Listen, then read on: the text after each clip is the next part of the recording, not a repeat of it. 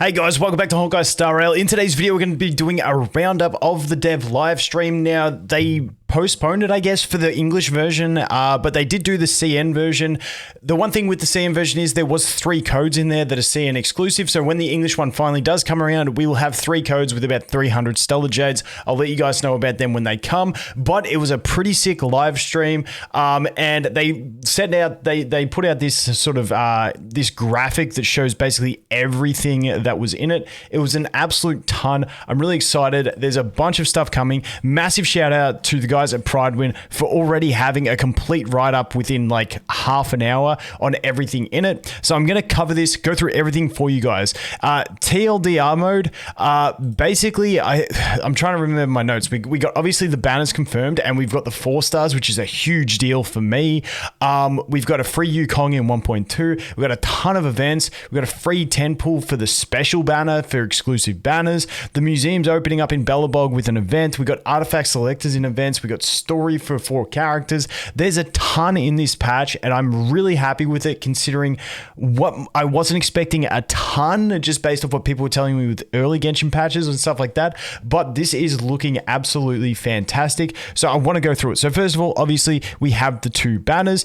Well, the 3 new characters. We got obviously Silverwolf, Luocha, and Yukong. Now I will cover them more once we get detailed description of their abilities. At the moment, they only gave us basics. We already know a bunch about Silverwolf and Luocha. It's more Yukong that we're waiting to find more out about. But Yukong is an absolutely wicked design. Her technique lets her speed up around, like when you're running around, which I think is a huge deal. But Silverwolf, that's just the basic write-up about what they showed us in her. The big thing is her banner. So, Dan Hung, Asta, and Serval, this hurts. I was really hoping for QQ to be with Silverwolf because on my free-to-play account, I got Bailu, I got Japad. I don't need another healer. I want Silverwolf, and I wanted those 4-star, that 4-star. I wanted QQ, but this is what we've got here. So I don't know what my play is from here. I'm going to make a whole video talking about banners because I'm a bit torn at the moment. But that is the first thing. We got Dan, Asta, and Serval. Like, I do want an E2 Serval. I'm at E1. Maybe I get one of those and then get... I don't know. I feel like it's going to depend how close you are to Pity because I'm like 40 summons away from Pity. So maybe I just go for it and then I do a few on the Luochas to try and get those QQ dupes. I'm not too sure what I'm going to do. But that is the first one. So we got the Silverwolf banner. Also goes through the Light Cone banner and stuff like that. We'll cover that further once we get into it. I'm not too stressed on the Light Cone right at this second. But then they go through Luocha, basically what he does and stuff like that. It can cleanse debuff from allies. His ultimate can remove buffs from enemies. Once again, his kit is really stacked. And if you don't have Japad or Bailu, he's a pretty solid option. But once again, keep in mind, we do get a free Yukong, not in this patch, in 1.2. So keep that in mind. We will get a Yukong. But honestly, if Yukong's a good support, which I'm thinking she's going to be, this is a pretty solid banner. For me personally, because I'm a massive Qing Shui fan. I really love that character. I honestly think at E6, she's like the best 4-star DPS that we have. That's my claim. That is my claim. Yes, it's RNG based, but dude, she can hit like a truck. I love this character so much. So for me personally, I'm not saying that for you guys. You guys got to make your own call. She's an RNG based character, so she can be trash, she can be good. But her Yukong, and because I only got 1 copy of Pella during the Zilla banner on my free-to-play account, we got Pella as well. So that's a pretty solid roster of 4 stars, not gonna lie. But if you're not too stressed on Pella and QQ, you will get a Yukong in the future. Maybe you save for Kafka and you go for what's his face? The dude that we spoke about in the video yesterday with the metal armor. He's a boxer. Forgot his name already, but you guys know the one.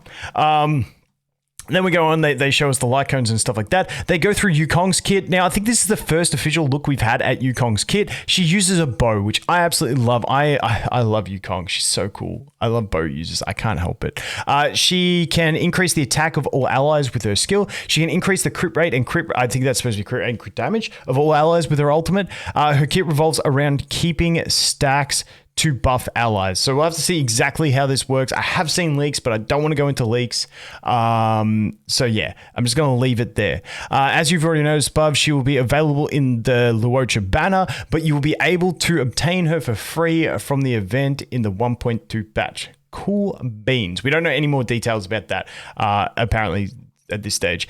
Events, lots of new events will be coming available in patch 1.1. So this is the first one. I want to see if they have the other event that, yes. So once again, we got a bunch of events. This is the big one. So we got the Belobog Museum opening up, but this thing right here, we get the selector for the artifact main stats. I don't know about you guys. For me at the moment, I used mine on an energy rope because I cannot get an energy rope to save my life. They are they're rare as hen's teeth. They just do not show up. So these things I think are going to be super valuable, especially for early stages, getting stuff you can't get, but then later on trying to pinpoint what you're trying to get, better subs on and stuff like that, and you just roll for it, and at least you get the main stat, if you're looking for a specific crit chest, speed boot, something like that. But at the moment, I'm using mine on energy ropes. I'm not saying you should, it's just where my RNG's been. I feel like energy ropes are rare as hell. So that's that one. But yes, the Belobog Museum. Now, they did show us more of the Belobog Museum in the thing, and they went a bit deeper into the events. But that's a basic look at what we're looking at. Actually, did it have more in this? Also, this sick image, by the way. Sick image. That's going to be the thumbnail. Yeah, so they showed us more of the Belobog Museum. So there's going to be stuff in there. So that's the next one. The temples, that's probably next here. Oh yeah, this event was the event that we had in the beta. It's like the event we've got going on now, where it's like one thing opens every day. It takes you less than 5 minutes and you're done. On top of the 3 bigger events, there will be additional smaller events that will reward you with stellar jades and other materials. I don't know if they show it in here, so I'm going to jump over to this one. In the events tab, I think it is. Let me just get down to it because they also had an increased drop rate event.